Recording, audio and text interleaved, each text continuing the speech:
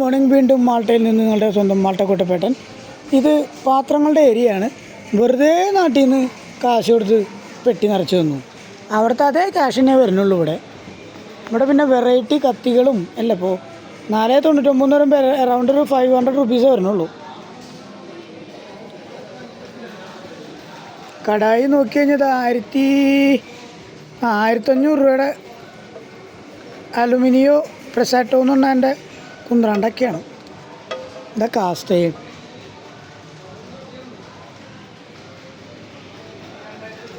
ഇതൊക്കെ മേടിച്ച പോലെ ഇരിക്കും. ചിക്കൻ കറി വയ്ക്കാൻ പറ്റിയ പാത്രം.